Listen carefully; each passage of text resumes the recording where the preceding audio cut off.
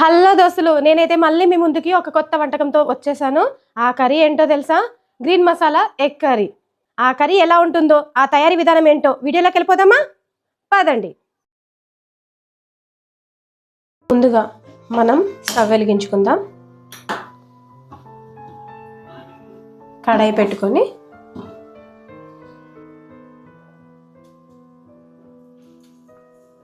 కడాయి కొంచెం వేడయ్యాక లో ఫ్లేమ్లోకి మార్చుకుందాం. మనం చేసేది గ్రీన్ మసాలా ఎగ్ కర్రీ కాబట్టి దానికి కావాల్సిన ముందు మసాలా మిశ్రమాన్ని అయితే రెడీ చేసి పెట్టేసుకుందాం. కడాయి వేడెక్కాక 1 టేబుల్ స్పూన్ నూనెని వేసుకొని అందులో ఒక 10 పచ్చిమిరపకాయని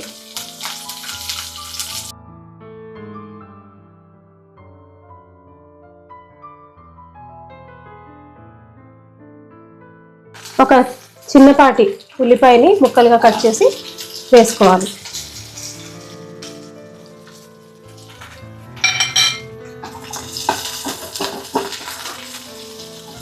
పచ్చివాసన పోయే వరకు కలుపుకుంటూ లో ఫ్లేమ్లోనే వేయించుకోవాలి.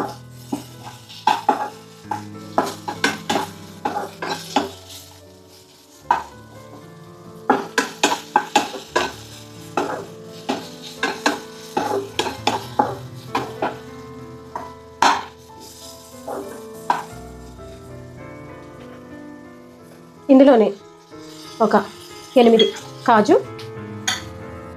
1 కప్పు టమాటా ముక్కల్ని వేసుకొని కలుపుకోవాలి.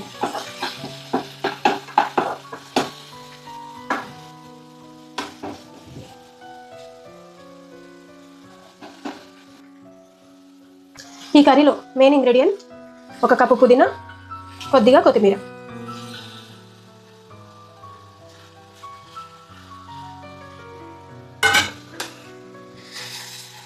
నూనెలో ఫ్రై అయ్యేలా కలుపుకోవాలి. ఇలా ఈవెన్గా కలుపుకుంటూ ఉండాలి.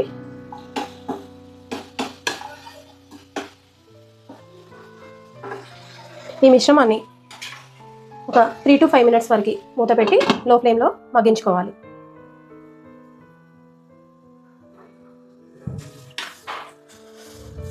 ఇది వేగిందేమో ఒకసారి తీసి చూసుకుందామండి.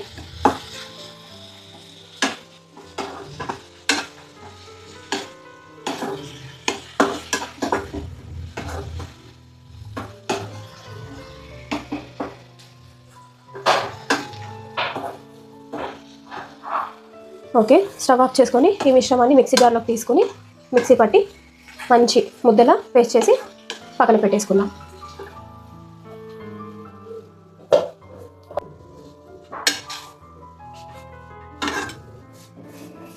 తిరిగి మళ్ళీ స్టవ్ వెలిగించుకొని అదే కడాయిలో 2 టేబుల్ స్పూన్ల నూనెని వేసుకొని ఒక 1/2 టీ స్పూన్ కారం, కొద్దిగా ఉప్పు, చిటికెడు పసుపు వేసి నూనెని బాగా కలుపుకొని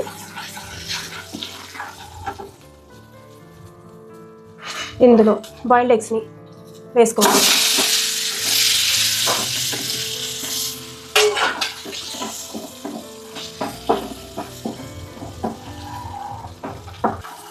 ఈ గుడ్లు కొంచెం క్రిస్పీగా పైన పాటంతా అయ్యే వరకు మూత పెట్టి లో ఫ్లేమ్లో ఒక 3 minutes వరకు ఉడికించుకుందాం.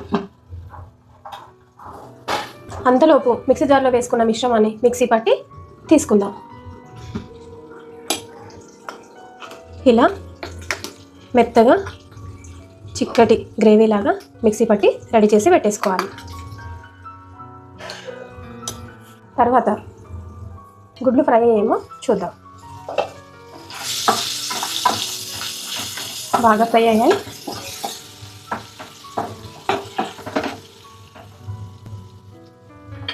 ఈ గుడ్లని పక్కన తీసి పెట్టుకోవాలి.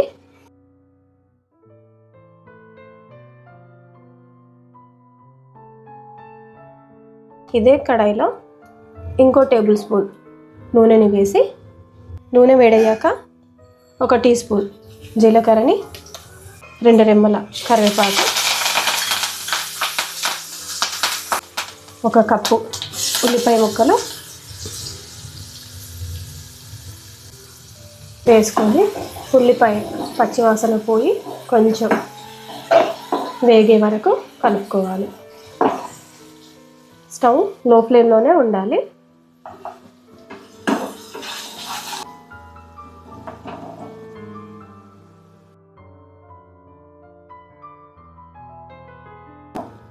ఉల్లిపాయలు వేగాక 1 టేబుల్ స్పూన్ అల్లం వెల్లుల్లి పేస్ట్ని వేసుకొని కలుపుకోవాలి.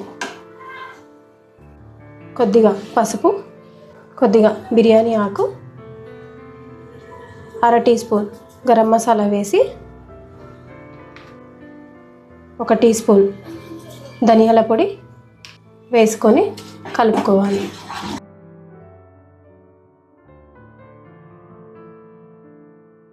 కలిపిన ఈ మిశ్రమంలో ముందుగా ప్రిపేర్ చేసుకున్న ఈ మిశ్రమాన్ని వేసుకొని కలుపుకోవాలి.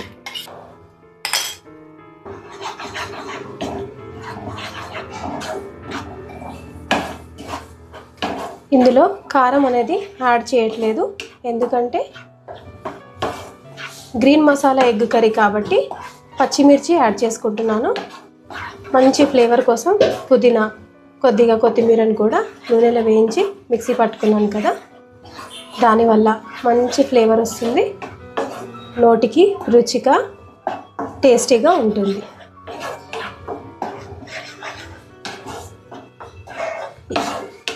ఇది బాగా కుక్ అయ్యే వరకు మెల్లిగా కలుపుతూ ఉండాలి, లేదంటే అడుగంటి మాడిపోతుంది.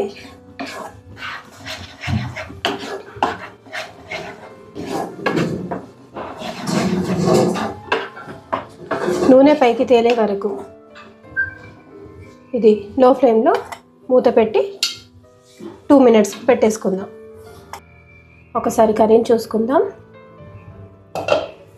చూడండి, నూనె పైకి తేలి బాగా గ్రేవీలా దగ్గరికి అయిపోయింది స్ట్రక్చర్ అంతా.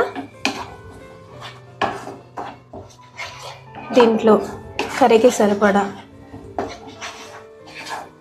వాటర్నే యాడ్ చేసుకోవాలి, ఎందుకంటే గ్రేవీ అనేది ఇంత చిక్కగా ఉండకూడదు అన్నమాట. పర్ఫెక్ట్ మెజర్మెంట్లో వాటర్ కొలతలో పోసుకుంటే పర్ఫెక్ట్గా కర్రీ ఉంటుంది. ఇందులో 1 చిన్న కప్పు పెరుగును వేసుకుంటున్నాను.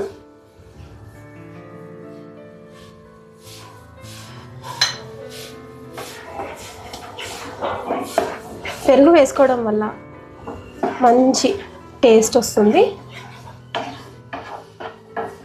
పెరుగు బాగా కలిసే వరకు కలుపుకుందాం.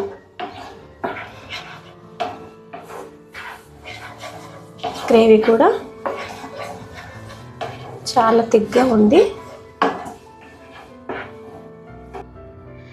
ఇంకొంచెం గ్రేవీ కావాలి కాబట్టి కొద్దిగా వాటర్ అయితే యాడ్ చేస్తున్నాను. మిక్సీ జార్లోనే తీసుకున్నాను. ఇప్పుడు స్టవ్ పెద్దగా పెట్టుకుందాం. ఈ గ్రేవీ అనేది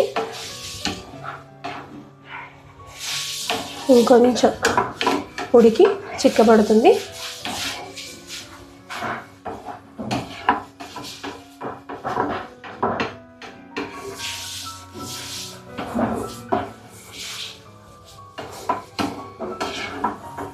దీంట్లో ఫ్రై చేసిన గుడ్లని వేసుకొని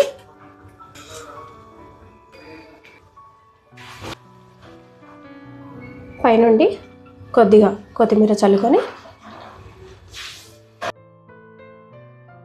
మధ్య మధ్యలో కలుపుతూ ఉండాలి. 10 నిమిషాల పాటు కర్రీని లో ఫ్లేమ్లో ఉడికించుకుందాం.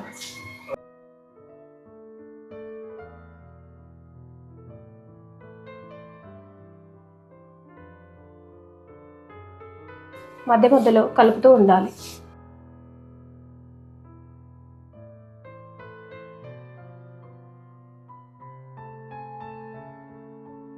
రుచికి సరిపడా ఉప్పును వేసి బాగా కలుపుకొని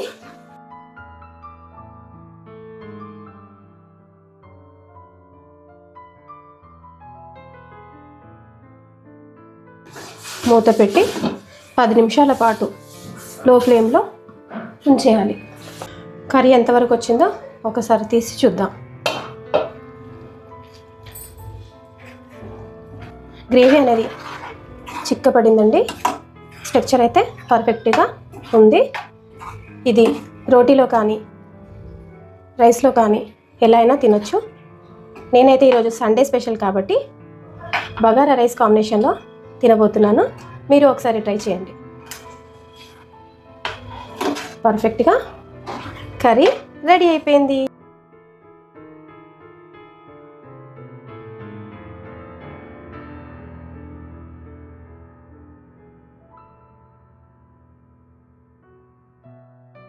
బాయ్ దోస్తులు.